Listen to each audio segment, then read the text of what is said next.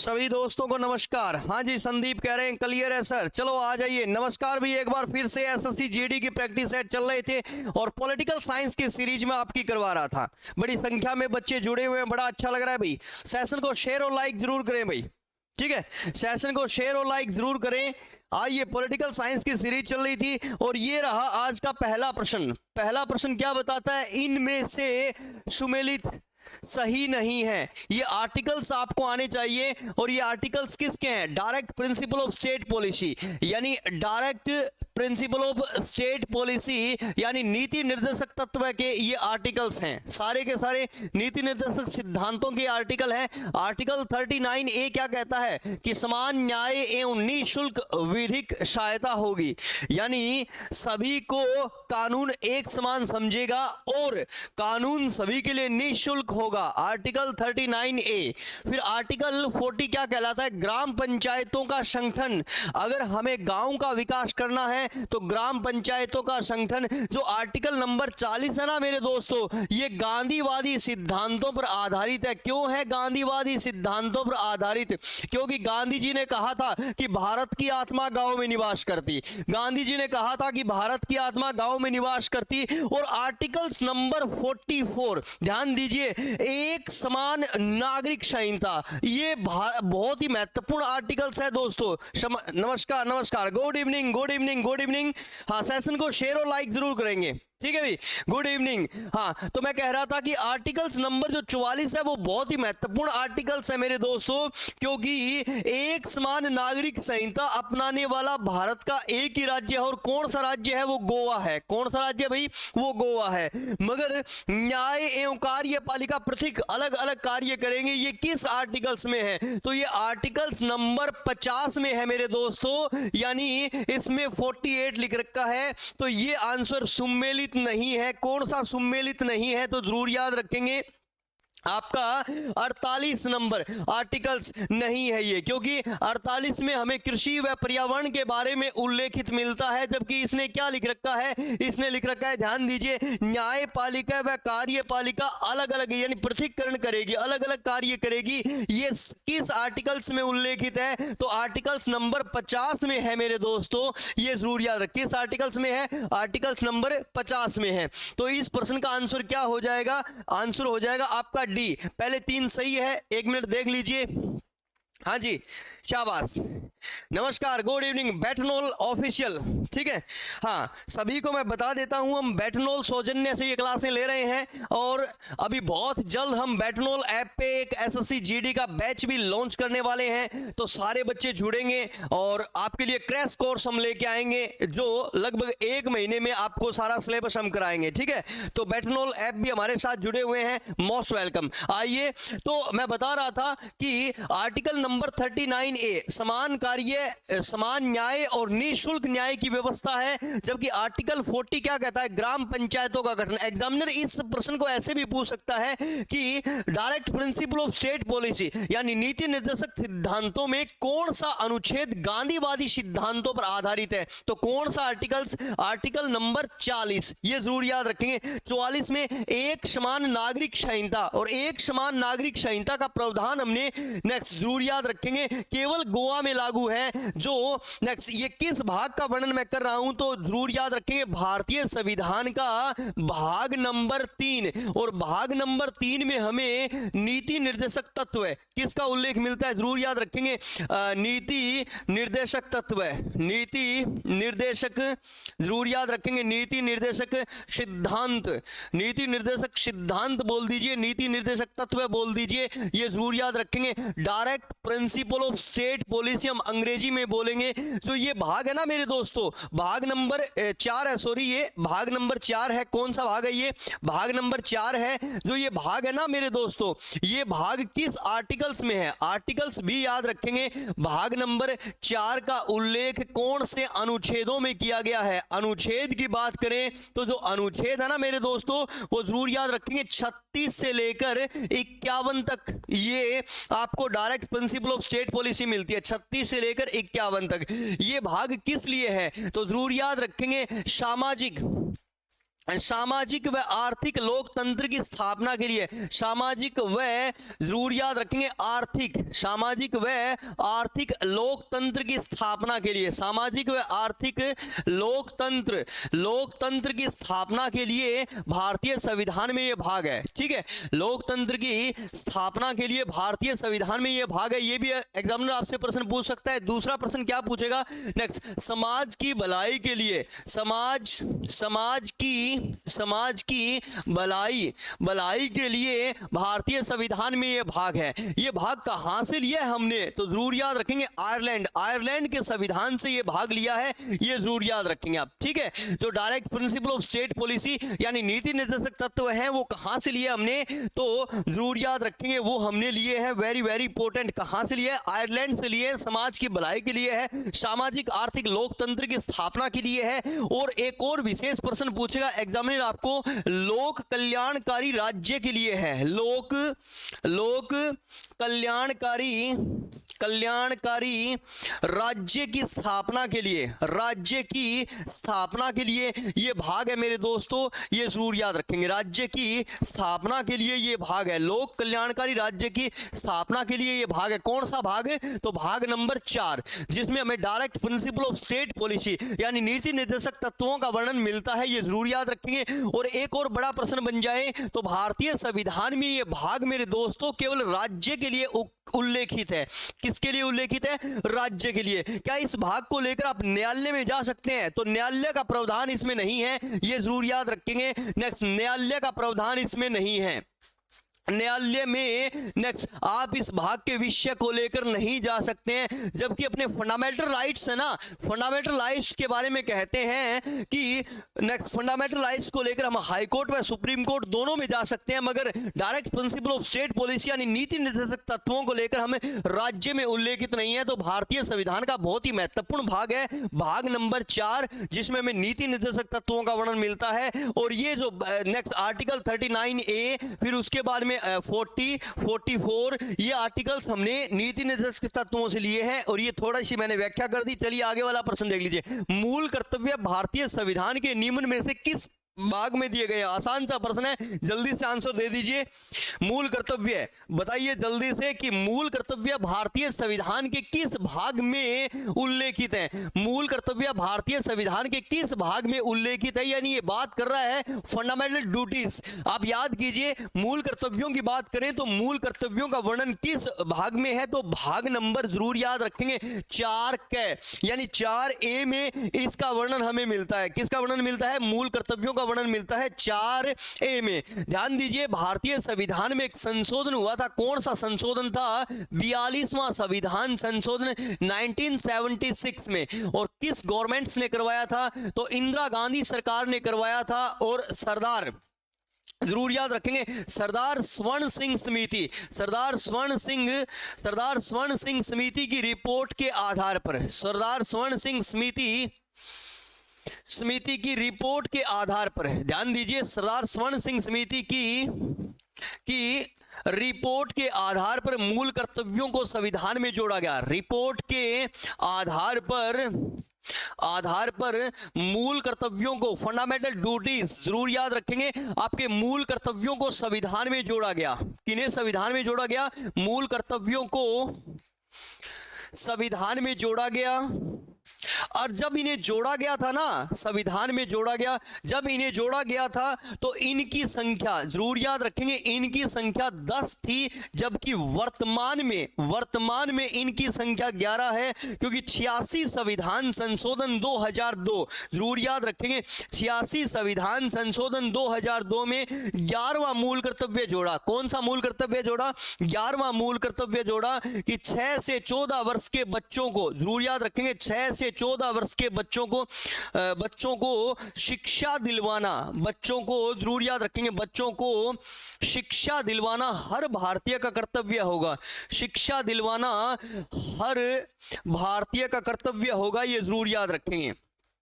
भारतीय का कर्तव्य होगा, शिक्षा दिलवाना हर भारतीय का कर्तव्य होगा। तो very very important, next examiner हमसे पूछ सकता है कि मूल कर्तव्य, जो मूल कर्तव्य है वो भारतीय संविधान के किस आर्टिकल्स में लिखे गए हैं? अनुच्छेद 51 क में लिखे गए हैं, ये जरूर याद रखेंगे। आर्टिकल्स कौन सा है? 51 क। भाग कौन सा है? 4 क। फंडामेंटल ड्यूटीज यानी मूल कर्तव्य, जो मूल कर्तव्य है मेरे दोस्तों वो 42वें संविधान संशोधन के द्वारा संविधान में जोड़े गए। कौन सी समिति? तो जरूर याद रखेंगे सरदार स्वर्ण सिंह समिति की रिपोर्ट के आधार पर, सरदार स्वर्ण सिंह समिति की रिपोर्ट के आधार पर इन मूल कर्तव्यों को जोड़ा गया था, ये जरूर याद रखेंगे। जब जोड़ा गया था तो उस समय इनकी संख्या कितनी थी? याद रखेंगे, जब जोड़ा गया था उस समय इनकी संख्या थी 10। कितनी संख्या थी? 10। और वर्तमान में इनकी संख्या कितनी है? तो वर्तमान में इनकी संख्या है मेरे दोस्तों 11, ये जरूर याद रखेंगे आप, ठीक है। 86 संविधान संशोधन 2002 में अटल बिहारी वाजपेयी गवर्नमेंट ने, जरूर याद रखेंगे, 11वां मूल कर्तव्य जोड़ा था कि 6 से 14 वर्ष के बच्चों को शिक्षा दिलवाना हर भारतीय का कर्तव्य होगा, ये जरूर याद रखेंगे। भारतीय संविधान में जो फंडामेंटल ड्यूटीज है ना दोस्तों, वो जरूर याद रखेंगे, केवल व्यक्तियों के लिए उल्लेखित है, केवल व्यक्तियों के लिए है ये जरूर याद रखेंगे, नागरिकों के लिए है और इन्हें तोड़ने पर कोई भी सजा का प्रावधान नहीं है, ये जरूर याद रखेंगे। सजा का प्रावधान नहीं है अगर आप किसी भी मूल कर्तव्य को तोड़ देते हैं, मगर इससे आपका व्यक्तित्व हमें पता चलता है। क्या पता चलता है? व्यक्तित्व, क्योंकि मैंने बताया ना किसके लिए है, ये व्यक्तियों के लिए है, ये जरूर याद रखेंगे। बड़ी संख्या में बच्चे जुड़े हैं, बड़ा अच्छा लग रहा है भाई। सेशन को शेयर और लाइक जरूर करेंगे भाई, सेशन को शेयर और लाइक जरूर करेंगे। नेक्स्ट, बड़ा अच्छा लग रहा है भाई, ठीक है। तो जो फंडामेंटल ड्यूटीज है, कौन से जो मूल कर्तव्य है वो भारतीय संविधान के किस भाग में है? भाग नंबर 4 क या 4A भी लिख सकता है, आर्टिकल्स 51A। नेक्स्ट, किस संविधान संशोधन के तहत इन्हें जोड़ा गया था? 42वां संविधान संशोधन। अब एग्जामिनर हमसे पूछ लेता है कि 42वां संविधान संशोधन लागू कब हुआ था? तो ये लागू 1977 में हुआ था मेरे दोस्तों, ये जरूर याद रखेंगे। संशोधन हुआ कब? 1976 में, और लागू कब हुआ था? 1977 में हुआ था। एक तो ये लाइन आपको जरूर याद रखनी है, ठीक है। फिर उसके बाद में वर्तमान में कितने फंडामेंटल ड्यूटीज हैं? तो 11 है। फिर एग्जामिनर ये भी पूछ सकता है आपसे कि ये मूल कर्तव्य किस देश के संविधान से लिए हैं? तो जरूर याद रखेंगे सोवियत संघ, या फिर हम लिख लेंगे रूस से। कहां से लिए गए हैं मूल कर्तव्य संविधान में? रूस से लिए गए हैं मेरे दोस्तों, ये भी अच्छा प्रश्न आपका बन जाता है। चलिए आगे चलें और आगे वाला प्रश्न देख लें। ये रहा आपका नया प्रश्न, भारतीय संविधान में स्वतंत्रता का अधिकार। भारतीय संविधान में स्वतंत्रता का जो अधिकार है वो 4 आर्टिकल्स में प्रदान किया गया है। वो कौन कौन से आर्टिकल्स हैं? यानी ये बात कर रहा है फंडामेंटल राइट्स की। किसकी बात कर रहा है? तो जरूर याद रखेंगे, मौलिक अधिकारों की बात कर रहा है मेरे दोस्तों, फंडामेंटल राइट्स। चलो जल्दी से बता दीजिए, नेक्स्ट ऑप्शन दे दीजिए और आंसर कर दीजिए। तब तक मैं आपको सारे के सारे फंडामेंटल राइट्स बता देता हूं। नंबर 1 को हम बोलेंगे समता का अधिकार। नंबर 2 को हम बोलेंगे स्वतंत्रता का अधिकार। नंबर 3 को हम बोलेंगे आपका शोषण के विरुद्ध अधिकार। नंबर 4 को हम बोलेंगे धार्मिक स्वतंत्रता का अधिकार। नंबर 5 को हम बोलेंगे शिक्षा व संस्कृति का अधिकार। शिक्षा व संस्कृति का अधिकार। नंबर 6 को हम बोलेंगे संवैधानिक उपचारों का अधिकार। संवैधानिक उपचारों का अधिकार। तो ये है आपके 6 मौलिक अधिकार। जो आपका समता का अधिकार है ना, वो भारतीय संविधान के आर्टिकल्स नंबर 14 से लेकर 18 तक है। स्वतंत्रता का जो अधिकार है वो आर्टिकल्स 19 से लेकर 22 तक है। फिर शोषण के विरुद्ध जो अधिकार है वो आर्टिकल्स 23 से लेकर 24 तक है। फिर धार्मिक स्वतंत्रता का जो अधिकार है वो आर्टिकल्स 25 से लेकर 28 तक है। शिक्षा व संस्कृति का अधिकार जो आपका है वो आर्टिकल्स 29 से लेकर 30 तक है, ठीक है। और फिर संवैधानिक उपचारों का अधिकार है आर्टिकल्स 32 में, ये जरूर याद रखेंगे। तो ये है आपके 6 मौलिक अधिकार आज के दिन। कितने मौलिक अधिकार है? तो 6 मौलिक अधिकार है। इसने हमसे पूछा कि स्वतंत्रता का अधिकार किन 4 आर्टिकल्स में है, तो जरूर याद रखेंगे 19 से लेकर 22। क्यों? क्योंकि 16 में तो क्या आ गया? आपकी समता आ गई। 16 में क्या है? लोक नियोजन के अवसरों की समाप्ति। लोक नियोजन के अवसरों की समाप्ति, वो क्या है? स्वतंत्रता, आपकी समानता है। फिर उसके बाद में 17 में क्या है? ऐस प्रस्ताव है, छुआछूत निषेध, वो भी आपकी समता है। और फिर 18 में क्या है? उपाधियों का अंत, और उपाधियों के स्थान पे पुरस्कार दिए जाएंगे। क्या दिए जाएंगे? पुरस्कार दिए जाएंगे, ये जरूर याद रखें। 21 में क्या है? प्राण में दैहिक स्वतंत्रता, यानी जीवन जीने का अधिकार किस आर्टिकल्स में है? आर्टिकल्स 21। 20 एक अपराध की एक सजा, ये जरूर याद रखेंगे। और 19 में आपको स्वतंत्रता दी जाती है।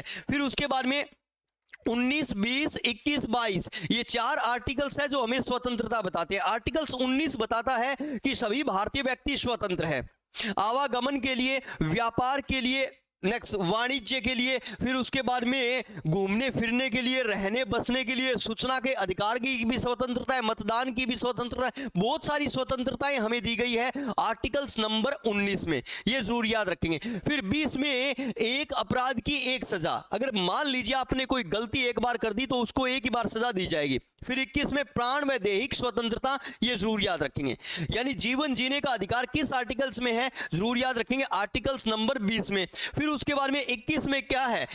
सॉरी आपका 22 में क्या है? 22 में विशेष परिस्थितियों में गिरफ्तारी, विशेष परिस्थितियों में गिरफ्तारी, यानी ये आपके 4 आर्टिकल्स हैं। आइए 1 मिनट छोटी सी एक रूपरेखा बना देता हूं। भारतीय संविधान का भाग नंबर 3, दोस्तों जो भाग नंबर 3 है, इस भाग नंबर 3 में हमें वर्णन मिलता है फंडामेंटल राइट्स, यानी मौलिक अधिकार। किसका वर्णन किया गया है? मौलिक अधिकारों का वर्णन किया गया है। अधिकार जो दोस्तों मौलिक अधिकार हैं वो किस आर्टिकल्स में रखे गए हैं? अनुच्छेद, अनुच्छेद जरूर याद रखेंगे, 12 से लेकर 35 में इन्हें रखा गया है। 12 से लेकर 35, ये मौलिक अधिकार का जो प्रावधान है, ध्यान दीजिए, मौलिक अधिकार का जो प्रावधान है वो कहां से लिया है? यूएसए से लिया है हमने, ये जरूर याद रखेंगे आप, ठीक है। नेक्स्ट, इनके बारे में कहा जाता है कि इन मौलिक अधिकारों का रक्षार्थ कौन है? एग्जाम में पूछेगा कि मौलिक अधिकारों की रक्षा कौन करता है? रक्षार्थ। रक्षार्थ की बात करें तो इन मौलिक अधिकारों का रक्षार्थ है, जरूर याद रखेंगे, उच्च न्यायालय, उच्च न्यायालय और सर्वोच्च न्यायालय, इनका रक्षार्थ है, ये जरूर याद रखें, उच्च न्यायालय और सर्वोच्च न्यायालय, यानी इन मौलिक अधिकारों का रक्षार्थ है, ये जरूर याद रखेंगे। इनकी प्रकृति कैसी है? तो इनकी प्रकृति, एग्जाम में पूछेगा कि मौलिक अधिकारों की प्रकृति कैसी है, तो जरूर याद रखेंगे नकारात्मक, नकारात्मक। इनकी प्रकृति कैसी है? नकारात्मक प्रकृति के है, क्योंकि राज्य के विरुद्ध इन्हें हम प्राप्त करते हैं दोस्तों, राज्य के विरुद्ध हमें इन्हें प्राप्त करते हैं, तो इनकी प्रकृति नकारात्मक है। इनका रक्षार्थ कौन है? तो जरूर याद रखेंगे, इनका रक्षार्थ है हाई कोर्ट और सुप्रीम कोर्ट। इन्हें समाप्त कौन कर सकता है? ध्यान दीजिए, इन मौलिक अधिकारों को समाप्त तो कौन कर सकते हैं? भारत के प्रेसिडेंट यानी राष्ट्रपति इन मौलिक अधिकारों को समाप्त कर सकते हैं मेरे दोस्तों, ये जरूर याद रखेंगे। इन मौलिक अधिकारों पर विधि बनाने का अधिकार किसे है? विधि, तो जरूर याद रखेंगे राज्य विधान मंडल, राज्य विधान मंडल और संसद, राज्य विधान मंडल और संसद दोनों ही इन पर विधि बनाते हैं, ये जरूर याद रखेंगे आप। और इस पर संशोधन का अधिकार किसे है? संशोधन, संशोधन का अधिकार केवल संसद को है मेरे दोस्तों, ये जरूर याद रखेंगे। ये सारे के सारे आपकी एसएससी में आए हुए प्रश्न है, अगर आपके समझ में आ रहे हैं तो। बड़ी संख्या में बच्चे जुड़े हैं, बड़ा अच्छा लग रहा है भाई। सेशन को शेयर और लाइक जरूर करेंगे भाई, सेशन को शेयर और लाइक जरूर करेंगे, बड़ा अच्छा लग रहा है, ठीक है। और बताइए क्लास कैसी चल रही है? ठीक है, चलो शाबाश शाबाश। हाँ जी, तो हमने क्या देखा कि जो भारतीय संविधान का भाग नंबर 3 है मेरे दोस्तों, उसमें हमें फंडामेंटल राइट्स यानी मौलिक अधिकार मिलते हैं। मौलिक अधिकार किस आर्टिकल्स में है? 12 से लेकर 35 में, ठीक है। ये कहां से लिए? हमने यूएसए से लिए हैं। मौलिक अधिकारों का रक्षार्थ कौन है? इनकी रक्षा कौन करता है? तो इनकी रक्षा करता है, जरूर याद रखेंगे, very good evening, good evening, ठीक है। हाँ विशाल, तो क्या लिखा हमने? तो जरूर याद रखेंगे, इनका रक्षार्थ सुप्रीम कोर्ट और हाई कोर्ट, इनकी प्रकृति नकारात्मक है, क्योंकि हम ये राज्य के विरुद्ध प्राप्त करते हैं मेरे दोस्तों, ये राज्य के विरुद्ध प्राप्त करते हैं हम, ये जरूर याद रखेंगे। प्रियंका ढांडा, नमस्कार प्रियंका, नमस्कार। हाँ जी, थैंक यू थैंक यू। बस सेशन को शेयर और लाइक जरूर करते हुए चलेंगे भाई, बड़ी संख्या में बच्चे जुड़े हैं, बड़ा अच्छा लग रहा है भाई। ठीक है, हाँ कोई भी डाउट हो वो भी साथ में। अंकित, नमस्कार अंकित, नमस्कार। हाँ तो ये बहुत ही महत्वपूर्ण प्रश्न है। प्रकृति नकारात्मक है, इन्हें समाप्त राष्ट्रपति कर सकता है, इसमें विधि बनाने का, कानून बनाने का अधिकार किसके पास है? तो जरूर याद रखेंगे राज्य विधानमंडल और संसद दोनों के पास, पर संशोधन का अधिकार किसे है? संशोधन का जो अधिकार है ना वो केवल संसद को है। ये सारे प्रश्न आपके एग्जाम में आया हुआ है। फिर उसके बाद में जरूर याद रखेंगे, एक विशेष प्रश्न लिख रहा हूं यहां पे, आर्टिकल्स नंबर जरूर याद रखेंगे आपका 15, 16, फिर उसके बाद में चलिए 19, फिर उसके बाद में 29, फिर 30। दोस्तों ये 5 आर्टिकल्स वो हैं जो केवल भारतीय नागरिकों को प्राप्त है, ये जरूर याद रखेंगे। 5 आर्टिकल्स किन को प्राप्त है? नेक्स्ट जरूर याद रखेंगे, भारत के नागरिकों को, भारतीय नागरिकों को कितने आर्टिकल्स प्राप्त हैं? तो जरूर याद रखेंगे ये 5 आर्टिकल्स हैं। ठीक है, और जब आपातकाल की घोषणा हो जाती है, आपातकाल यानी इमरजेंसी, आपातकाल की घोषणा में, घोषणा यानी आर्टिकल्स कौन सा है? 352। जब आपातकाल की घोषणा हो जाती है तो मौलिक अधिकार समाप्त हो जाते हैं। मौलिक अधिकार क्या हो जाते हैं भाई? मौलिक अधिकार समाप्त हो जाते हैं। आपातकाल की घोषणा के समय मौलिक अधिकार समाप्त हो जाते हैं, लेकिन ध्यान दीजिए, लेकिन उस समय में भी कौन सा आर्टिकल लागू रहता है? तो जरूर याद रखेंगे उस समय में भी 20 और 21 आर्टिकल्स लागू रहता है। ये जरूर याद रखेंगे, बहुत ही शानदार प्रश्न है, एग्जामिनर पूछ सकता है। इट्स ओके, क्लियर कि आपातकाल के समय में कौन सा आर्टिकल लागू होता है? तो 20 और 21। ठीक है, आपात यानी इमरजेंसी लागू हो जाए, इमरजेंसी लागू हो जाए। आप याद कीजिए 26 अक्टूबर 1962, फिर आप याद कीजिए 3 दिसंबर 1971, और फिर आप याद कीजिए 25 जून 1975। यानी भारत में अब तक कितनी बार इमरजेंसी लागू हुई है? तो पहली बार 1962 में लागू हुई थी, चीन आक्रमण के समय में। दूसरी बार नेक्स्ट बांग्लादेश विभाजन के समय में, और तीसरी बार जरूर याद रखेंगे 25 जून 1975 को आंतरिक अशांति की वजह से आपातकाल लागू हुआ था। ये जरूर याद रखेंगे। तो अब तक कितनी बार इमरजेंसी लागू हुई है? 3 बार।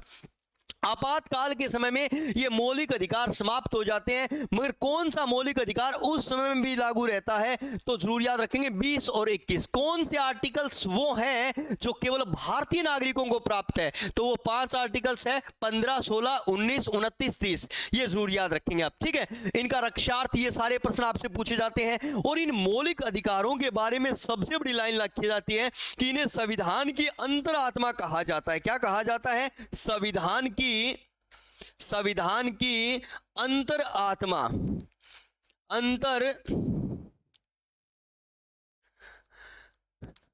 आत्मा कहा जाता है, संविधान की अंतरात्मा कहा जाता है। ये जरूर याद रखेंगे, बहुत ही महत्वपूर्ण संविधान का भाग है। कौन सा भाग? भाग नंबर 3। तो एग्जामिनर ने हमसे क्या पूछा? एग्जामिनर ने हमसे पूछा कि स्वतंत्रता का अधिकार किस आर्टिकल्स में है। अब क्या सर ये 6 ही अधिकार थे? नहीं नहीं, ये जरूर याद रखेंगे, मूल संविधान में जो मूल संविधान था ना, मूल संविधान कौन सा था? 26 जनवरी 1950 वाला। मूल संविधान में 7 मौलिक अधिकार थे, जबकि वर्तमान में 6 मौलिक अधिकार है। तो हम एक विशेष लाइन लिखेंगे, और वो विशेष लाइन ये है कि आप याद कीजिए 44वां संविधान संशोधन नेक्स्ट कब हुआ था? 1978 में मोरारजी देसाई सरकार ने किया था। उन्होंने संपत्ति का अधिकार, कौन सा अधिकार? संपत्ति का अधिकार समाप्त कर दिया। संपत्ति का अधिकार जरूर याद रखेंगे, समाप्त कर दिया। यानी आर्टिकल्स जो 31 था, ध्यान दीजिए 31 था,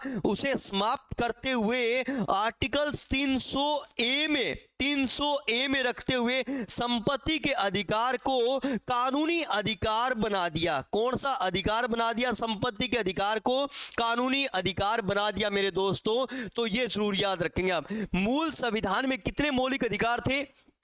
तो मूल संविधान में 7 मौलिक अधिकार थे और आज कितने मौलिक अधिकार हैं? आज 6 मौलिक अधिकार हैं। कौन सा मौलिक अधिकार समाप्त किया गया मेरे दोस्तों? तो संपत्ति का अधिकार समाप्त किया गया था। कौन से संविधान संशोधन के तहत? 44वें संविधान संशोधन के तहत 1978 में। कब?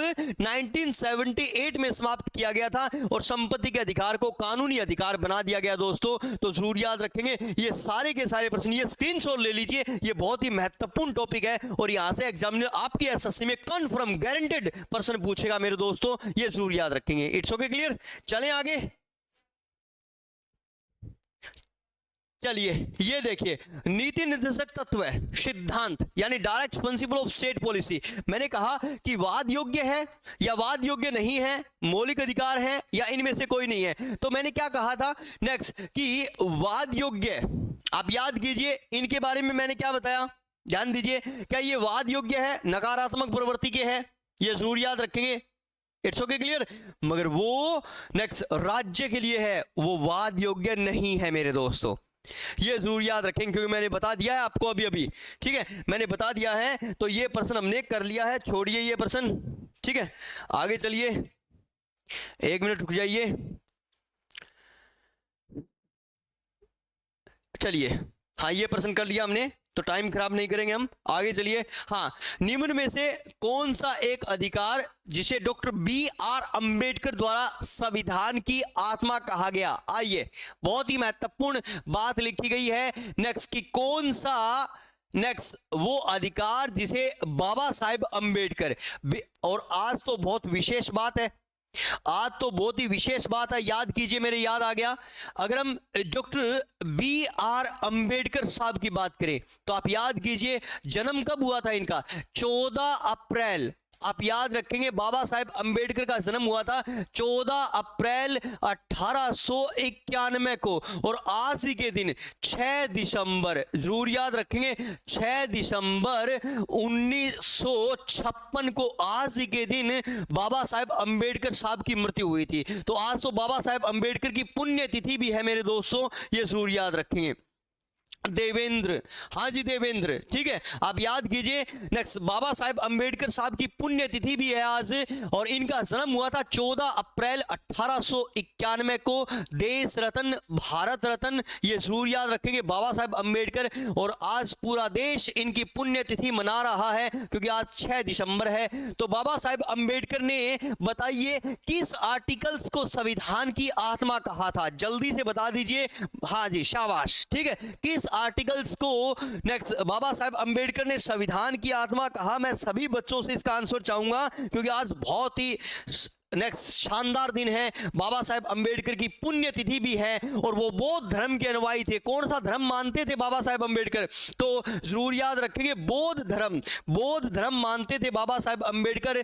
तो बाबा साहेब अंबेडकर की याद में ही आज हम महापरिनिर्वाण दिवस भी मनाते हैं मेरे दोस्तों, ये जरूर याद रखेंगे क्योंकि वो बौद्ध धर्म के अनुयायी थे इसलिए। तो बाबा साहेब अंबेडकर ने आर्टिकल्स 32, ध्यान दीजिए, आर्टिकल्स 32 यानी नेक्स्ट संवैधानिक उपचारों के अधिकार को, किस एक आर्टिकल्स को ही, कौन से अनुच्छेद को? जरूर याद रखेंगे, अनुच्छेद नंबर 32 को ही बाबा साहेब अंबेडकर ने संविधान की आत्मा कह दिया था। यह प्रश्न बहुत ही शानदार प्रश्न है और बहुत बार ये एग्जामों में पूछा जाता है मेरे दोस्तों, ये जरूर याद रखेंगे। केवल एक आर्टिकल्स, कौन सा आर्टिकल्स? जो आर्टिकल्स 32 है ना, धर्मेंद्र ध्यान दीजिए, देवेंद्र ध्यान दीजिए, जो आर्टिकल्स 32 है ना, उस एक आर्टिकल्स को ही बाबा साहेब अंबेडकर ने संविधान की आत्मा कह दिया था, ये जरूर याद रखें। कौन सा आर्टिकल्स? आर्टिकल्स 32। और आज पूरा देश बाबा साहेब अंबेडकर की पुण्यतिथि मना रहा है, 6 दिसंबर है आज, इसलिए ये प्रश्न भी विशेष है। और ये व्यक्ति, नेक्स्ट, इस व्यक्ति की तो बात करें वो अलग ही है। नेक्स्ट, कौन थे ये व्यक्ति? भारतीय संविधान के जनक, भारतीय संविधान के जनक, भारतीय संविधान के निर्माता, भारतीय संविधान के निर्माता, भारतीय संविधान के प्रधान, भारतीय संविधान के प्रधान और नेक्स्ट भारतीय संविधान की जननी, भारतीय संविधान की जननी। फिर उसके बाद में हमारे देश के प्रथम विधि मंत्री, हमारे देश के प्रथम विधि मंत्री, भारतीय संविधान के जनक, निर्माता, प्रधान, जननी और पहले विधि मंत्री कौन थे? तो बाबा साहेब अंबेडकर। ये जरूर याद रखेंगे। और इनकी एक वाक्य है जो मैं हर बार याद रखता हूं और हर बच्चों को बताता हूं, जो भी मेरे क्लास के स्टूडेंट होते हैं। उन्होंने एक बात बोली थी, बहुत ही शानदार बात बोली थी, और वो बात उन्होंने बोली थी, जरूर याद रखेंगे, शिक्षा पर। बाबा साहेब अंबेडकर ने कहा था कि शिक्षा, ध्यान दीजिए, बाबा साहेब अंबेडकर का ये कथन था, ये कथन वो हमेशा बोलते थे कि शिक्षा उस शेरनी का दूध है जो पिएगा वो दहाड़ेगा। दोस्तों, हम इसी कार्य के लिए जुड़े हैं, तो जरूर याद रखेंगे। आप भी उनके पद चिन्हों पे चलिए, मैं तो उनके पद चिन्हों पर चलता हूं। उन्होंने कहा था शिक्षा वो शेरनी का दूध है जो पिएगा वो दहाड़ेगा। मेरे दोस्तों, अगर आपकी तैयारी अच्छी होगी तो आपके सिलेक्शन को कोई नहीं रोकेगा, ये गारंटी है, ये गारंटी है। अगर आपकी तैयारी होगी तो आपके सिलेक्शन को कोई नहीं रोकेगा, क्योंकि बाबा साहेब अंबेडकर भी ये कह के गए थे कि शिक्षा उस शेरनी का दूध है जो पिएगा वो दहाड़ेगा। तो अपनी तैयारी में जुट जाइए, और इस साल आपको एसएससी जीडी में 100% जॉब लेनी है। नेक्स्ट, पढ़ेंगे और तैयारी अच्छी होगी तो आपका सिलेक्शन कोई नहीं रोक सकता। दोस्तों, ये जरूर याद रखेंगे। तो बाबा साहेब अंबेडकर ने किस एक आर्टिकल्स नंबर 32 को ही क्या कह दिया था? संवैधानिक उपचारों के अधिकार को ही क्या कह दिया था? भारतीय संविधान की आत्मा कह दिया था। मेरे दोस्तों, ये जरूर याद रखेंगे। ग्रेट पर्सनैलिटी, और आज बहुत ही बड़ा दिन है, तो ये प्रश्न भी हमारे सामने आ गया। हमारा सौभाग्य है कि ये प्रश्न आज हमने किया। चलो आइए आगे वाला प्रश्न देख लेते हैं। चलिए, इसमें से सूची 1 और सूची 2 को सम्मिलित करना है। नीचे गए जो आंसर है उनको देखते हैं। भारतीय संविधान का भाग 15, भाग 16, भाग 17 और भाग 18। आइए, अगर भारतीय संविधान के भाग 18 की बात करें या निर्वाचन की बात करें, कुछ आर्टिकल्स मेरे को याद आ रहे हैं। जैसे आपातकाल है वो कहां पे है? आपातकाल है वो आपका शायद 352 से लेकर आपका 360 में आपातकाल है, ये जरूर याद रखें। भाषा का जहां तक मेरे याद आ रहा है, अगर मैं भाषा की बात करूं तो आर्टिकल्स 343 से लेकर 351 में आर्टिकल्स में है, ये जरूर याद रखेंगे। और फिर निर्वाचन मेरे याद आ रहा है, आर्टिकल 324 से लेकर 329 में निर्वाचन याद आ रहा है। और कुछ विशेष वर्गों से संबंधित विशेष उपबंधन, 1 मिनट ये छोड़ दीजिए। अगर हम चलें तो इस तरह से हम देखें तो सबसे पहले क्या आया? निर्वाचन, ठीक है। फिर उसके बाद में क्या आया? आपका भाग 18। तो भाग 18 जरूर याद रखेंगे। इमरजेंसी, इमरजेंसी बताइए, कमेंट कीजिए जल्दी से, किस आर्टिकल्स किस भाग में है, जल्दी बताइए इमरजेंसी का वर्णन। हाँ जी, मैं आपके कमेंट इंतजार कर रहा हूं, जल्दी बताइए।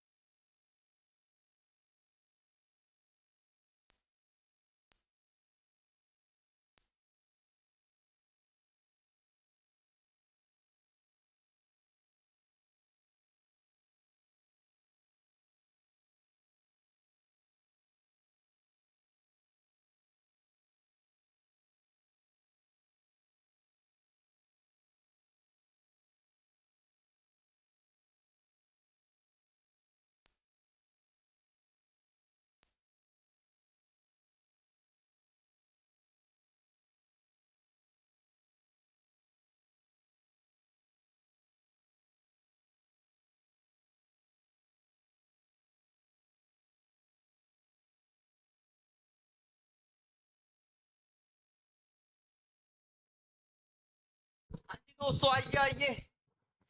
सॉरी, मैं सिर्फ 1 मिनट पानी पीने चला गया था। ठीक है, शाबाश शाबाश शाबाश, बड़ी संख्या में बच्चे जुड़े हैं, बड़ा अच्छा लग रहा है। सेशन को शेयर कीजिए भाई, सेशन को शेयर कीजिए। मैं 1 सेकंड क्या पानी पीने चला गया, आप सारे काम ही लग गए। वापिस आओ, जल्दी आओ, जल्दी आओ भाग के। ठीक है, हाँ जी। तो ये भाग बहुत ही महत्वपूर्ण प्रश्न है और आप याद कर लीजिए पूरा का पूरा भाग जो आपका निर्वाचन है, इसमें सबसे पहले निर्वाचन आया। तो निर्वाचन हमने कर दिया किस भाग में, भाग नंबर 15 में। ठीक है, भाग नंबर 15 में क्या कर दिया हमने, इलेक्शन कमीशन कर दिया, ये जरूर याद रखेंगे। फिर उसके बाद में आपातकालीन शक्तियां, इमरजेंसी जो जर्मनी से ली है वो हमने किस भाग में कर दी, तो जरूर याद रखेंगे। 1 मिनट दूसरा कलर यूज ले लेता हूं मैं। नेक्स्ट, अगर इमरजेंसी की बात करें तो वो हमने कर दिया भाग नंबर 18 में। किस भाग में कर दिया भाई, भाग नंबर 18 में, ये जरूर याद रखेंगे। और फिर उसके बाद में चलिए अगर हम बात करें किस चीज की, आगे वाला ये ले लिया हमने कलर, और हम बात कर लेते हैं कि भाषा, भाषा का वर्णन किस भाग में है, तो भाषा देख लीजिए भाग नंबर 17 में। किस भाग में, भाग नंबर 17 में। अब देखो ये भाग मेरे को नहीं आ रहा था, कौन सा, 16 नंबर, मेरे को पता चल गया कि 16 नंबर भाग है। नेक्स्ट कौन सा है, कुछ विशेष वर्गों से संबंधित जो विशेष उपबंधन है उनका, रैली में, यानी 3 प्रश्न मेरे को आ रहे थे तो मैंने 1 कर दिया। नेक्स्ट ये जरूर याद रखेंगे। तो 15 में कौन सा सही आ जाएगा भाई, 15 में आ जाएगा कौन सा सही, सही उत्तर का चयन कीजिए। अच्छा, सही उत्तर का चयन करना है, इसके ऑप्शन नीचे कटे हुए हैं भाई। ठीक है, ये थोड़ा सा ये हमारी टेक्निकल प्रॉब्लम हो गई। 1 मिनट भाई, ये हमारा जो टेक्निकल था उसने ये प्रश्न के ऑप्शन ही खा गया वो नीचे। 1 मिनट जाइए, ऑप्शन ही खा गया भाई। ठीक है, ऑप्शन खा गया इसके, पर ये मैंने मिलान कर दिया। ठीक है, जो सुमेलित करना था हमें और फिर उत्तर का चयन करना था, क्योंकि देखो ये आ जाएगा, इसका 3 आ जाएगा। तो ध्यान दीजिए संविधान, ये इसमें कौन सा आ गया, ए में आ गया 4, फिर 2 में कौन सा आ गया, 2 में आ गया 3, फिर सी में कौन सा आ गया, सी में आ गया 2, और फिर डी में कौन सा आ गया, डी में आ गया 1। तो भाई ये हमारे जो टेक्निकल थे उनकी वजह से ये ऑप्शन कट चुके हैं, पर आप समझ लीजिए इस तरह से ये हो गया आपका आंसर। अगर इस तरह का, ए का 4, बी का 3, फिर उसके बाद में सी का 2 और डी का 1, ये ऑप्शन रहेंगे भाई। ठीक है, ये ऑप्शन रहेंगे, पूरे के पूरे ऑप्शन आपको याद करने हैं इस तरह से। चलिए आगे वाला प्रश्न देख लीजिए, ये रहा आगे वाला प्रश्न। भारतीय संविधान में निम्न में से नागरिकता का प्रावधान करता है, कैसी नागरिकता है, भारतीय संविधान में किस नागरिकता का उल्लेख किया गया है, आप याद कीजिए भारतीय संविधान का भाग नंबर 2, भाग नंबर 2 जिसमें हमें वर्णन मिलता है सिटीजनशिप यानी नागरिकता। नागरिकता को किस आर्टिकल्स में रखा गया है, अनुच्छेद। अगर अनुच्छेद की बात करें तो अनुच्छेद 5 से लेकर 11। और नागरिकता का प्रावधान हमने किस देश के संविधान से लिया है, तो ब्रिटेन के संविधान से लिया है मेरे दोस्तों। किस देश के संविधान से लिया है ये प्रावधान, तो जरूर याद रखेंगे ये प्रावधान हमने ब्रिटेन के संविधान से लिया है। वेरी वेरी इंपॉर्टेंट, कौन सा प्रावधान भाई, नागरिकता का प्रावधान किस नेक्स्ट संविधान से लिया है, ब्रिटेन के संविधान से। ठीक है, और भारतीय संविधान का आर्टिकल नंबर क्या बताता है, 5 कहता है कि भारत में इकहरी नागरिकता होगी, भारत में इकहरी का मतलब एकल नागरिकता होगी। कैसी नागरिकता होगी, एकल नागरिकता होगी, ये जरूर याद रखेंगे, इकहरी नागरिकता। जो एकल नागरिकता का प्रावधान है वो कहां से लिया है, ब्रिटेन से लिया है। दोस्तों हम 5 प्रकार से नागरिकता को ग्रहण कर सकते हैं और 3 प्रकार से नागरिकता का त्याग कर सकते हैं, ये जरूर याद रखेंगे। ये भी प्रश्न हो सकता है, जन्म से, वंश परंपरा से, भूमि अर्जन से, देशीयकरण से और पंजीकरण से। कितने प्रकार से? 5 प्रकार से हम नागरिकता ग्रहण करते हैं। सुनिए ध्यान से, 5 प्रकार आप याद कर लीजिए। नंबर 1, जन्म से। अगर हमारा यहां पे जन्म होता है तो हमें भारत की नागरिकता मिलेगी। वंश परंपरा से, हमारा कोई भी रिलेटिव, अंकित गोस्वामी, राम राम अंकित, कैसे हो और सही चल रही है क्लास? बताइए एकदम। चलिए, तो बताया मैंने कि जन्म से, यानी अगर हमारा यहां पे जन्म होता है तो हमें भारत की नागरिकता मिलती है। फिर उसके बाद में वंश परंपरा से, हमारे कोई भी माता पिता यहां से संबंध रखते हैं तो भी हमें भारत की नागरिकता मिलेगी। पंजीकरण से, अगर हम रजिस्ट्रेशन करा के यहां की नागरिकता लेते हैं तो भी हमें यहां की नागरिकता मिलेगी। देशीयकरण से यानी हमें इंडियन दिखाई देता है, हम भारतीय दिखाई देता है। जैसे आप याद कीजिए अक्षय कुमार जो एक फिल्म अभिनेता है, उनके पास कनाडा की नागरिकता है, मगर अक्षय कुमार भारत में काम करता है तो हम उन्हें भारत की नागरिकता भी दिलवा सकते हैं। प्रधानमंत्री महोदय उन्हें भारत की नागरिकता भी दे सकते हैं। तो देशीयकरण से भी मिलेगी। और भूमि अर्जन से, मान लीजिए अब पाकिस्तान का कोई भी क्षेत्र भारत में शामिल कर दे या बांग्लादेश का कोई भी क्षेत्र भारत में शामिल कर दे, वो क्षेत्र शामिल करेंगे, वहां के व्यक्ति अब भारत में आ गए तो उन्हें भी भारत की नागरिकता दी जाएगी। कितने प्रकार से भारत की नागरिकता आप ग्रहण कर सकते हो? 5 प्रकार से। जन्म से, वंश परंपरा से, पंजीकरण से, देशीयकरण से और भूमि अर्जन से। और कितने प्रकार से आप नागरिकता का त्याग कर सकते हैं? ठीक है, कितने प्रकार से? नंबर 1, अगर आप किसी दूसरे देश की नागरिकता ग्रहण कर लेते हो तो यहां की नागरिकता से आपको वंचित किया जाता है। नंबर 2, आपको सरकार खुद नागरिकता से वंचित कर सकती है। नंबर 3, आप स्वयं नागरिकता का परित्याग कर सकते हैं। यानी 3 प्रकार से, ध्यान दीजिए, सुन लीजिए अच्छी तरह से, कि अगर आप किसी दूसरे देश की नागरिकता ग्रहण कर लेते हो तो यहां की नागरिकता से आपको वंचित किया जा सकता है। नंबर 1 हो गया। नंबर 2 क्या होता है? दूसरे देश के व्यक्ति को भी हम यहां की नागरिकता दे सकते हैं, कंफर्म दे सकते हैं। तो क्या हम नागरिकता का परित्याग नहीं कर सकते? हाँ जी, नागरिकता का परित्याग भी हम कर सकते हैं। 2 हो गए। और सरकार भी आपको नागरिकता से वंचित कर सकती है मेरे दोस्तों, ये जरूर याद रखेंगे। तो 5 प्रकार से नागरिकता को ग्रहण किया जाता है, 3 प्रकार से नागरिकता का त्याग किया जाता है। हमारे देश में इकहरी एकल नागरिकता है। नागरिकता हमने कहां से ली है? ब्रिटेन से ली है। सिटीजनशिप का उल्लेख किस आर्टिकल्स में, भाग में है? भाग नंबर है आपका 2 और आर्टिकल्स है 5 से 11। तो भारतीय संविधान में निम्न में से कौन सी नागरिकता का प्रावधान किया गया है? तो एकल यानी इकहरी नागरिकता का प्रावधान किया गया है, यह जरूर याद रखें। कौन सी नागरिकता का प्रावधान किया गया? एकल यानी इकहरी नागरिकता का प्रावधान किया गया है मेरे दोस्तों, यह जरूर याद रखेंगे। यह बहुत ही महत्वपूर्ण प्रश्न है आपके एग्जाम का। It's okay, clear? आगे चलें और ये देख लीजिए एक और प्रश्न, और उसकी बातें हम कर लेते हैं। भारतीय संविधान की रचना हेतु संविधान सभा का विचार निम्न में से सर्वप्रथम किसे प्रस्तुत किया था? बताइए, किसने प्रस्तुत किया था सबसे पहले संविधान सभा का विचार? बताइए, एनीवन जल्दी से बता दीजिए। संविधान सभा का विचार सबसे पहले दिया था किसने दिया था? संविधान सभा का विचार। जब भी हम संविधान सभा के विचार की कहानी पढ़ते हैं तो आप याद कीजिए, हम सबसे बड़ा नाम सबसे पहले याद करते हैं, और वो सबसे बड़ा नाम क्या है? तो माधवेंद्र नाथ राव, MN राव ने 1934 में माधवेंद्र नाथ राव ने सबसे पहले मेरे दोस्तों संविधान सभा की मांग की थी। ये जरूर याद रखेंगे। संविधान सभा की मांग सबसे पहले किस भारतीय ने की थी? तो संविधान सभा की मांग 1934 में माधवेंद्र नाथ राव ने की थी। यह जरूर याद रखेंगे, वेरी वेरी इंपॉर्टेंट।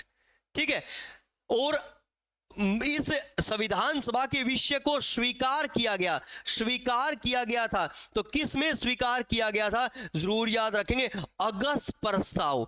जो अगस्त प्रस्ताव आया था, कब आया था अगस्त प्रस्ताव? 1940 में। और अगस्त प्रस्ताव में संविधान सभा के विषय को स्वीकार किया गया था मेरे दोस्तों, तो जरूर याद रखेंगे 1934 में माधवेंद्र नाथ राव ने सबसे पहले संविधान सभा का विचार हमें दिया था। संविधान सभा से संबंधित ये प्रश्न है। सबसे पहले इसने किसने प्रस्तुत किया? तो एम.एन. राव यानी माधवेंद्र नाथ राव ने सबसे पहले संविधान सभा का विचार दिया था, ये जरूर याद रखेंगे। मगर कांग्रेस पार्टी ने इसकी मांग की थी 1936 में, क्योंकि आप याद कीजिए पंडित जवाहरलाल नेहरू के बारे में कहा गया कि उन्होंने वयस्क आधार पर संविधान सभा की मांग की थी। किस आधार पर? जरूर याद रखेंगे, वयस्क आधार पर संविधान सभा की मांग सबसे पहले किसने की थी? पंडित जवाहरलाल नेहरू ने 1936 में। यह जरूर याद रखेंगे आप। ये भी प्रश्न आपका बहुत ही शानदार प्रश्न है, एग्जाम में पूछ सकता है। एसएससी में आए हुए प्रश्न, पॉलिटिकल साइंस के डिस्कस करवा रहा हूं मैं, एसएससी में आए हुए प्रश्न। चलिए नेक्स्ट। अब ये भी थोड़ा सा मेरे टेक्निकल से प्रॉब्लम हो चुकी है, पर एक बार उत्तर सही चयन कर लेते हैं। सूची 1 और सूची 2 को सम्मिलित कीजिए और नीचे दिए गए सही उत्तर छांटने हैं। तो भाई इसके ऑप्शन थोड़े कट गए हैं, टेक्निकल ने काट दिए हैं, पर मैं ये बता देता हूं आपको, ठीक है। ये भाई हमने कहां से कैसे लिया है। जैसे फंडामेंटल राइट्स यानी मौलिक अधिकार कहां से लिया हमने? तो मौलिक अधिकार लिया है यूएसए से। मौलिक अधिकार कहां से लिया हमने? यूएसए से। फिर नंबर 2, उसके बाद में आपातकालीन शक्तियां कहां से ली हमने? आपातकालीन शक्तियां ली है जर्मनी से।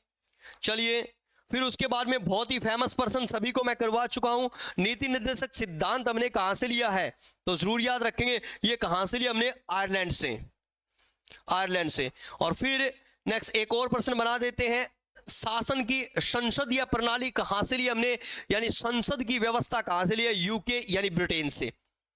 ध्यान दीजिए, संघात्मक शासन व्यवस्था कहां से ली है?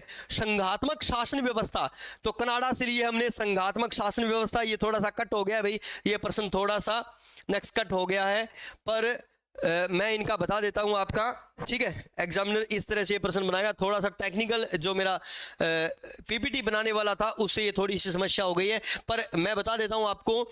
जो आपके मूल कर्तव्य है, मौलिक अधिकार है। 1 मिनट में यहां पे मैं लिख देता हूं, 1 मिनट आइए। जो आपके मौलिक अधिकार है,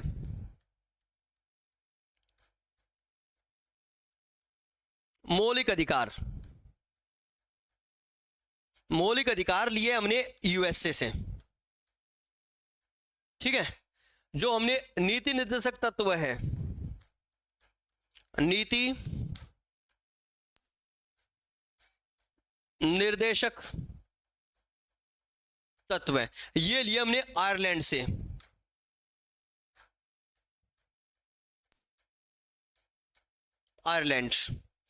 जो हमने आपातकालीन शक्तियां हैं, आपातकालीन शक्तियां जो हमने इमरजेंसी है, वो लिए हमने जर्मनी से। ये जरूर याद रखेंगे। जो संसद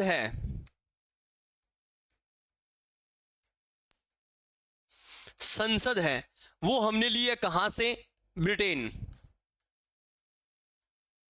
ब्रिटेन या यूके, यूनाइटेड किंगडम। जो संघात्मक शासन व्यवस्था है, संघात्मक शासन व्यवस्था, वो हमने ली है कनाडा से। शक्तियों का विभाजन है, ये पूरा चित्र याद कर लीजिए। शक्तियों का विभाजन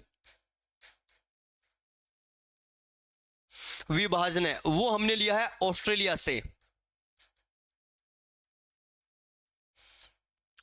से, ठीक है। जो नागरिकता है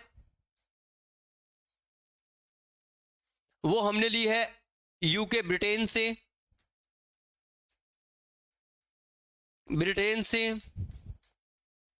सर्वोच्च न्यायालय,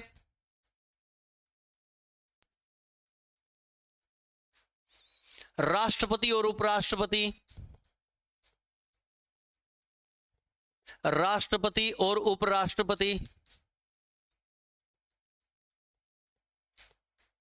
यूएसए से। फिर उसके बाद में चलिए अपना गणतंत्र राष्ट्र, गणतंत्र राष्ट्र फ्रांस से लिया है, फ्रेंच फ्रांस से गणतंत्र राष्ट्र। फिर चलिए आपका आपातकालीन इमरजेंसी हो गई जर्मनी से, ठीक है। वित्तीय आपातकाल, वित्तीय आपातकाल, वित्तीय आपातकाल यूएसए से लिया है। ये पूरा का पूरा चित्र याद कर लीजिए, एग्जामिनर यहां से प्रश्न बनाता है मेरे दोस्तों, ठीक है। ये मगर संविधान का सबसे महत्वपूर्ण स्रोत, ठीक है, जरूर याद रखेंगे, गवर्नमेंट इंडिया एक्ट, भारत सरकार अधिनियम 1935। भारतीय संविधान का जो मुख्य स्रोत है उसे बोलते हैं भारत सरकार अधिनियम 1935, क्योंकि हमने भारतीय संविधान का 60% यहां से ऐसे कैसा लिया है मेरे दोस्तों। तो हमारी मेहनत आपको जरूर पसंद आ रही होगी दोस्तों। कल मिलते हैं एक नई क्लास के साथ, तब तक के लिए जय हिंद, जय भारत और जय हरियाणा।